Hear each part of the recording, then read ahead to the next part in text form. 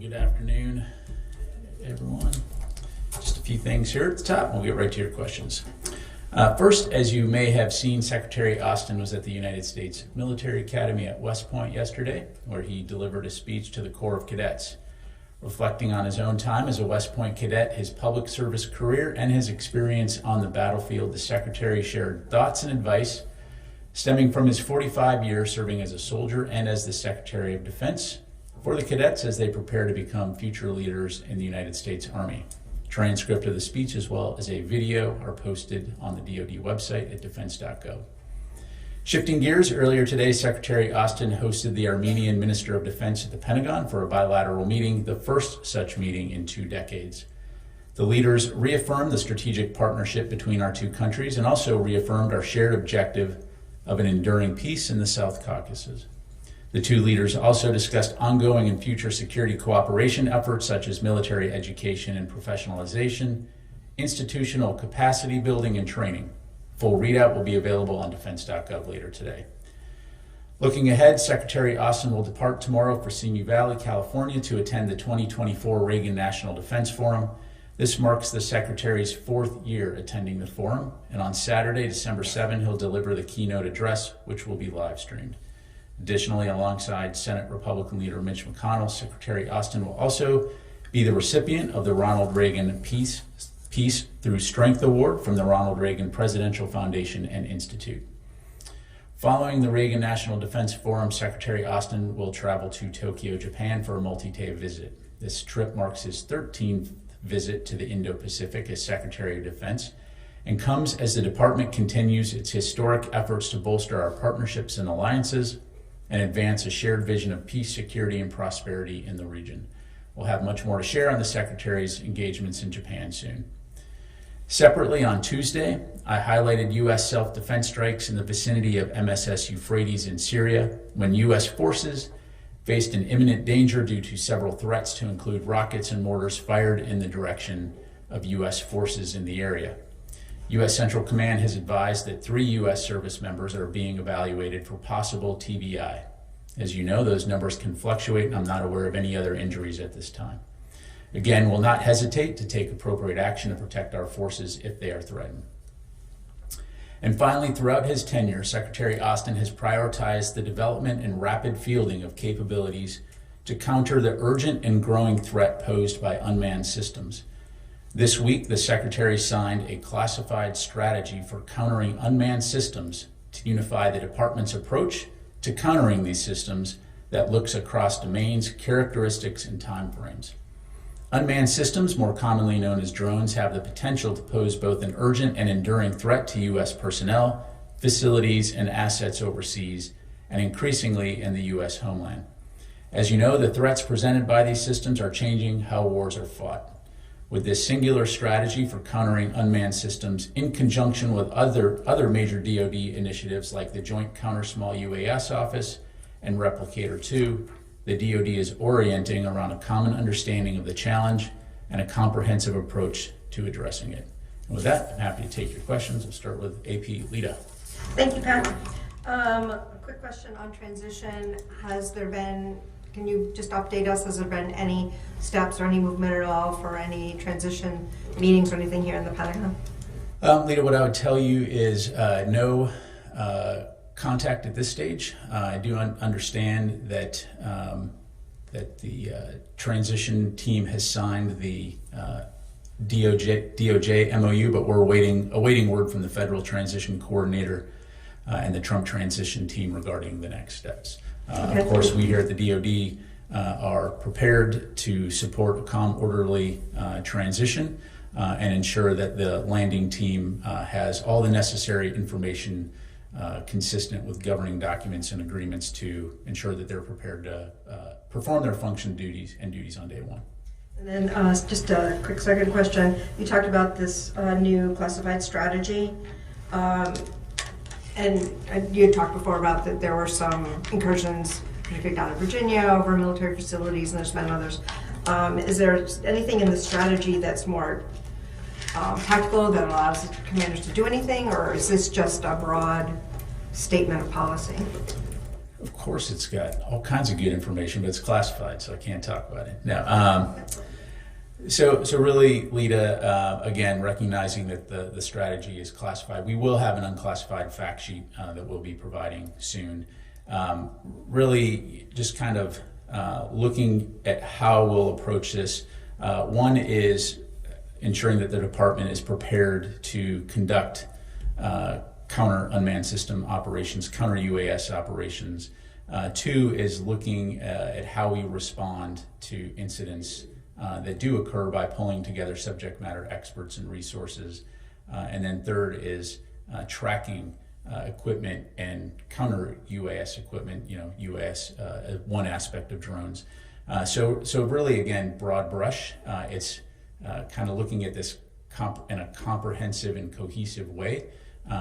Again, I'm not going to go into the specific tactics, techniques, procedures at this point, but it enables the department to approach this in a way, again, that's comprehensive, cohesive, and holistic. Thanks. Carla. Thanks. Going back to Syria, you mentioned the 3 service members being evaluated for TBIs. Who was responsible for that attack? Who did the U.S. military target on Tuesday? Yeah, again, as I highlighted on Tuesday, I mean, that's something that we're still assessing. It's, again, important to highlight that region has been so first of all, we know that Iranian-backed militia groups operate in that area.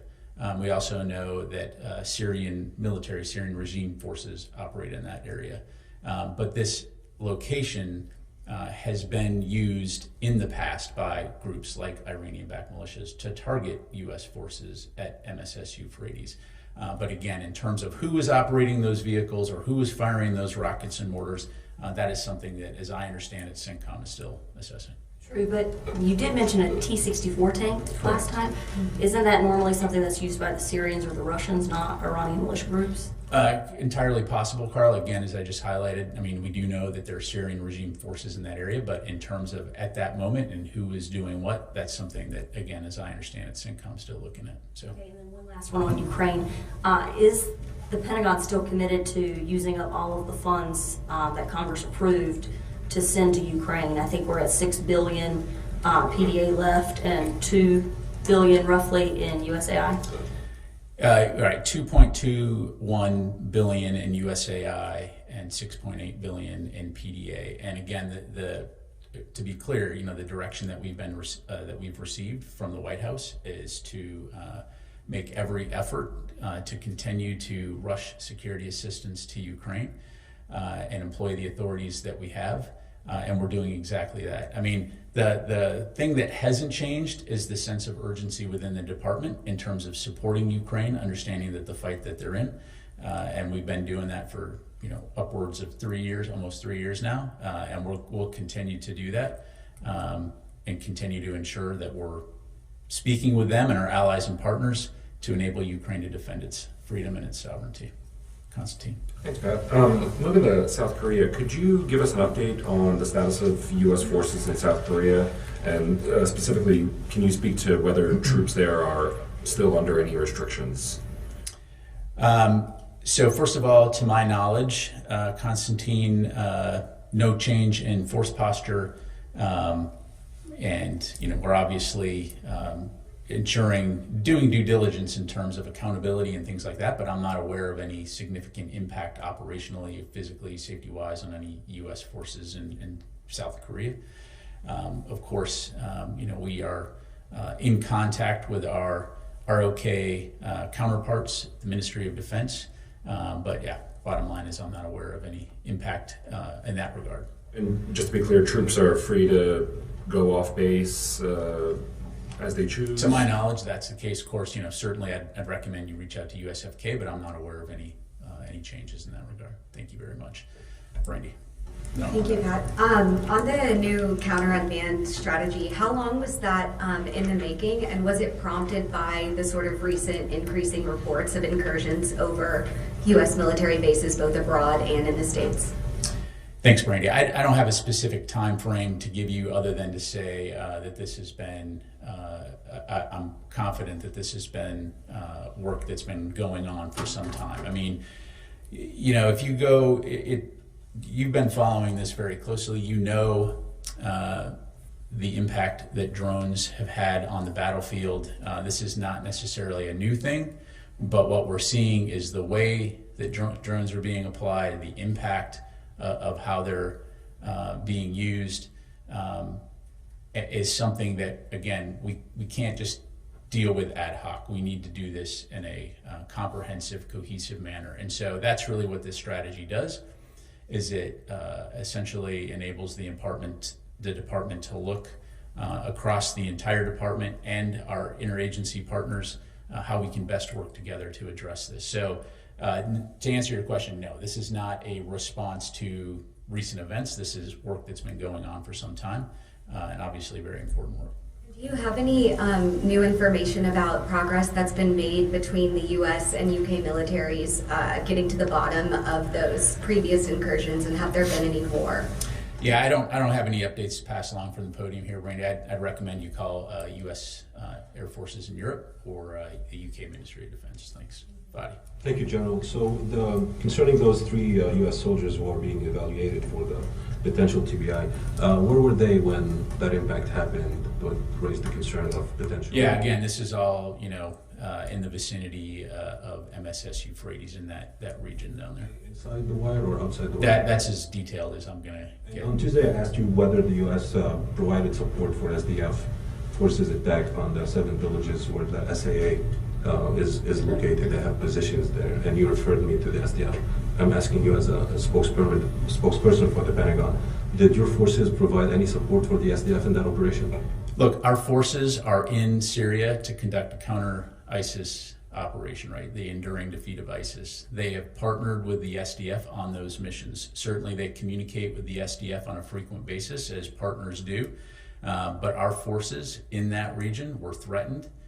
We took action to mitigate that threat, and we'll do so again. And so, again, you know, they're communicating with one another. We're aware of what the SDF is doing. I'm not going to talk about SDF operations. I'll let them talk about their operations. But let me just be crystal clear. Our forces are in Syria to conduct the enduring defeat of ISIS mission. We're doing that in partnership with the SDF, and I'm just going to leave it there. With all due respect, General, I'm not asking about SDF operations. I'm asking about your operations.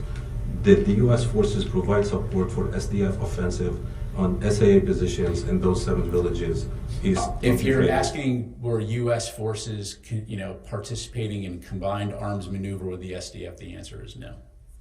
All right. That's not my question. Okay. Did you provide I've answered the question. So our forces are in Syria. I'm not getting Okay. no from you. I mean, for transparency, no, that's no, right? John, what do you got? Thank you. Thank you, General. About Syria, after Aleppo, it looks like the opposition forces are moving southward toward other important cities in Syria, like Homs and Hama. And is your position is changing because the thing is evaluating to something or evolving to something bigger, it seems. Do you have any communication at this phase with the opposition forces or through your Turkish allies on the developments in Syria? I mean, we're certainly monitoring the situation closely. Again, the U.S. has no role in what's happening right now in terms of northwestern Syria and HTS and their operations and the Syrian regime. I mean, again, as you know, the Syrian civil war has been going on for a while. This is a new development in that war. But again, we're monitoring closely, very aware of the destabilizing effect. As we've said earlier, we call on all parties to de-escalate to ensure the protection of minorities groups in the region. You know, we don't want to see more death and destruction in that regard. But again, we're no involvement by the U.S. Thanks, Matt. Thanks, Matt. On Syria, an SDF spokesperson said that ISIS is claiming to have control over significant portions of the Homs and Deir ez-Zor regions. Does that match your assessment? Is ISIS gaining ground? And can you give us any update on the success that American counterterror forces are having or not having in the area? You know, to my knowledge, I'm not aware of ISIS taking any type of, taking significant territory. We do know that ISIS does maintain a capability for obvious reasons, which is why we're there. We do see them continuing to plan and conduct attacks, which again is why we're there, working with the SDF, which is also supporting counter ISIS operations. It's a threat we obviously have to take seriously, because what we don't want to see is a resurgence, back to what we saw a decade ago. So I'll just leave it there. Thanks. Charlie.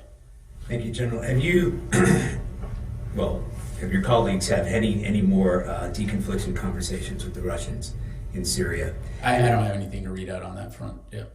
Okay, but then a few days ago you said that an A-10 had been used in close combat or at least close protection. That came out a few days later. Do we have any more information about an A-10 being used in the ground operations that are being conducted by the SDF? I answered this question on Tuesday, which is why I'm looking confused. So an A-10 conducted a self-defense strike near MSS Euphrates when some individuals were establishing a rocket rail. The A-10s went in, took it out, period, dot. Self-defense, not in support of any kind of, operations by any other groups that are going on. This is defending our forces. Right. That simple. But I was asking since then. No, I'm not aware of anything. Thanks. Janie. Thank you, General. Two questions on South Korea and issues related to South Korea and the United States. First question. How do you assess the fact that South Korea's martial law declaration was inevitably lifted without armed conflict under the president's authorities to protect liberal democracy and prevent national security threats? That's really a question that you need to ask the ROK government about. I'm not going to comment on their domestic. No, I'm not going to get into discussing allied nations' domestic politics or management. Second question.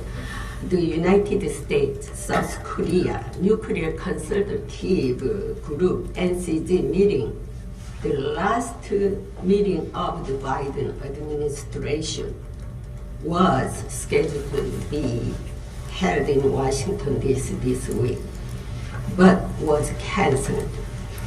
Can you tell us why it was canceled, or will you resume on a different day? I don't have any updates to provide in terms of rescheduling. Again, just given the events in ROK, it was deemed a prudent measure, and we'll keep you updated in terms of a new date when that's rescheduled. Thank you. Warren. Two questions in the Middle East, one Syria, one Lebanon. What steps has the U.S. military taken in Syria in light of the security situation and to prepare for what looks like the possible collapse of the Assad regime? So I'm not going to speculate about the future of the Assad regime. Oren, again, our forces are in Syria to support the enduring defeat of ISIS. We're obviously going to take appropriate measures to ensure that those forces are protected. But and as it relates to the ongoing Syrian civil war and what you see in terms of the various groups fighting one another, that's something that we're going to continue to monitor. As we've highlighted, we would call on all parties to de-escalate. But from a U.S. military standpoint, our focus continues to be on the defeat ISIS mission. And then can you update us on the effort of General Jasper Jeffers as part of the ceasefire monitoring mechanism? Has that advanced to a point where it's fully functioning, or what can you say to that? I don't have any more detailed updates to provide from what I gave out on Tuesday. General Jeffers is in Beirut working out of the embassy. But again, we'll keep you updated as we have new information to provide. Let me go back to Wafa. Yep. Thank you, General.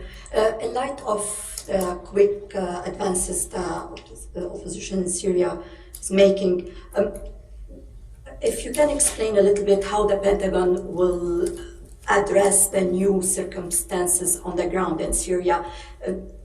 Is the Pentagon ready to engage with elements of this opposition? And also, are these circumstances will have impact on the U.S. forces posture in Syria? So let me make sure, just to clarify, are you asking, will the U.S. reach out to HTS?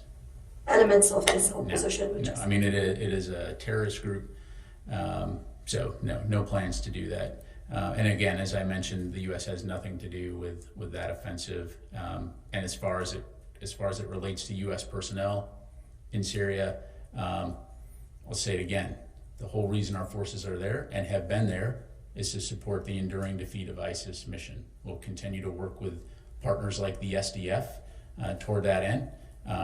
That is our mission. So. Do you have any concerns that this situation in Syria can spill out into Iraq?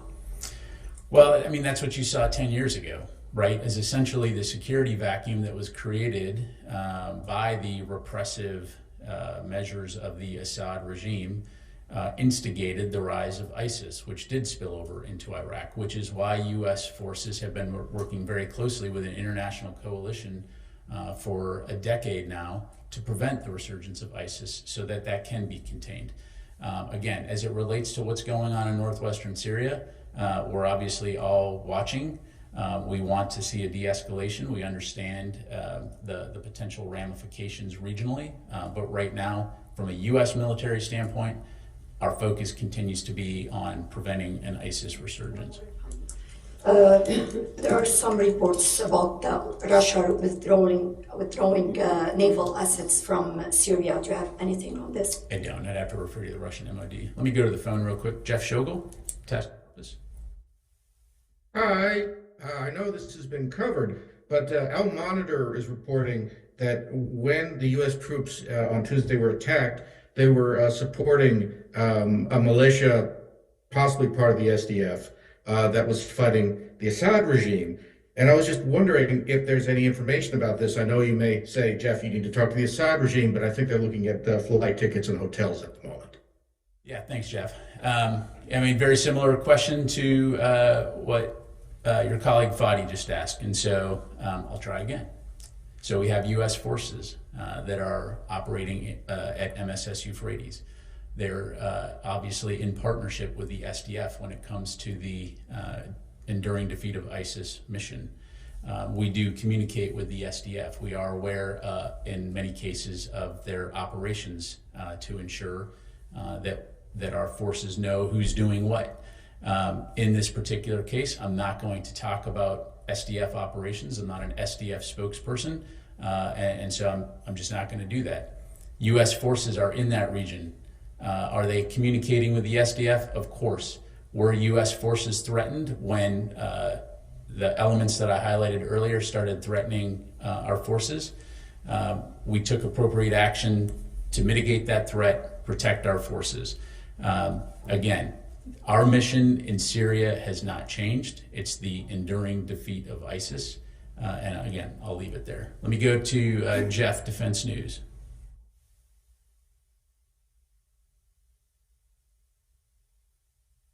All right, Howard from the War Zone. Hey, thanks. In a completely different vein, I wanted to ask you about NGAD, and can you tell me why the program was punted over to the Trump administration? And also, are there any other big programs on the chopping block, like maybe Sentinel or Replicator? I'm sorry, which program were you saying was punted to the Trump administration? Program or Replicator? Well, Howard, I'm not going to talk or speculate about the future. I mean, as you know, the Department of Defense, our mission is to defend the country, and that doesn't necessarily mean that we're putting time limits on the things that we do. And so, unmanned systems, drones, are going to be something, again, that we will need to take a holistic, comprehensive approach to addressing for all the reasons that as you see playing out in places like Ukraine and other areas of the world. So the Department of Defense is administration agnostic in that regard, and that our focus is on defending the country. Again, I won't speculate on what future administrations may do, but I can be very confident in saying that we'll do everything we need to do to defend this country. Thank you. Take a couple more here. You go to Noah, and then we'll go to Jared. Just to start out with a couple cleanup questions. You said soon on a fact sheet releasing about the new strategy. When is soon? hopefully today. And on the conversations with the counterparts in the ROK, can you tell us what level those are and when they've occurred? I'm assuming not at the Secretary's level. Yeah, I don't have anything to read out in terms of, or announce in terms of the Secretary speaking to the ROK Minister of Defense. Certainly, we'll keep you updated in that regard. We have been in contact with the ROK Ministry of Defense at multiple levels, to include from here in DoD. But I don't have any dates to pass along in that regard. And just a quick last one. There was a call reported and acknowledged later between the chairman and General Gerasimov of Russia that happened last week. And the call was not immediately read out afterward, given that there was secrecy concerns between the two of them. I was wondering if we can have a commitment from you, sitting at the top of the briefing room here, to read out in the future such calls, given that the details that are provided are not exactly comprehensive in all of them. Yeah, look, I mean, as far as Joint Staff goes, I'd refer you to Joint Staff. Certainly I know, just like we do, they endeavor to do all they can to be as transparent as possible about these kinds of things. And so certainly, we'll continue to work toward that in NOAA. Jared, and then we'll get you a question as long as it's related to current news of the day. Yes, sir. Thanks, sir. I think we've covered this pretty well, but I just wanted to make sure we cover every base here. You mentioned that what transpired in Deir ez-Zor, there was no U.S. combined arms maneuver with the SDF, but that the U.S. is often aware of their operations. Were U.S. forces in and around in the vicinity of MSS Euphrates, were they in communication with and advising SDF elements, either conducting their operation or overseeing it? I mean, I'm asking about the role of U.S. Jared, forces. I appreciate the questions, but I'm just not going to have any more to provide beyond what I've already provided. Okay, and can you confirm whether U.S. forces did or did not kinetically engage in that area before coming under fire? Our forces engaged in self-defense, period, dot. Okay? I'll say it again. They engaged in self-defense because our forces were threatened. And our forces are in Syria to support the enduring defeat of ISIS. All right, last question. Two, please. As long as it's news of the day, sir. Yes, sir, it is on the news of the day. Mr. Anthony Chanella's senior intelligence officer, before he committed suicide in Arlington, he had published, his articles were published with me about the Russian bounties to the Taliban for killing U.S. soldiers. In this scenario that we are facing right now, or there is about to start, do you see such things happening again, third party playing their roles and affecting the U.S. interests? I'm not sure I fully understand your question, but if you're saying, are we concerned about third parties threatening the United States? I mean, again, look. The Russians and the Iranians. Well, look, if you look at the National Defense Strategy, it makes very clear what we highlight as threats against United States national security interests, to include Russia as an acute threat and to include malign activity by countries like Iran through their proxy groups. And so this Department of Defense works with our allies and partners around the world on a daily basis to protect U.S. national interests, as well as protecting our citizens and our service members who are serving around the world. So regardless of what those threats are, it's something we take very seriously and will continue to do so. But as it relates to any specific things like that, I don't have anything to provide. One last one, John. Has the Pakistan military at all shared with you about the recent surge that I feel, especially from the Afghans, that the U.S. military and the State Department has resided in Pakistan, that they are working towards this separatist movement in this one state of Pakistan, which is just right next to Afghanistan? I'm talking about Baluchistan?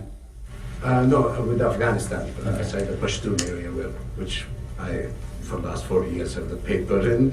Have they at all shared concerns like this? These concerns, from a journalist point of view, it comes all the way to Washington, D.C., to some of the journalists working in the Pashto radio. They seem to be all pushing the Afghans sitting over there and a couple of people here for this complete separatist movement of the Pashtun region and the Pashtun belt, and that's where you have all the TTP guys. So are you at all looking at this scenario keenly or not? Look, I don't have anything to provide from the podium in terms of Pakistani military strategy. I mean, as we've discussed before, the U.S. of course values Pakistan as a partner when it comes to areas like counterterrorism, and so we'll continue to have those conversations. But I'd refer you to the Pakistani military to discuss their operations and their counterterrorism efforts. All right, Goel, last question, man.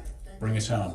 My question is, as far as the Chinese hacking, how this building has been affected in any way? Because in the past also Chinese have been stealing or thieves U.S. secret in many ways, including businesses, industries, and also defense.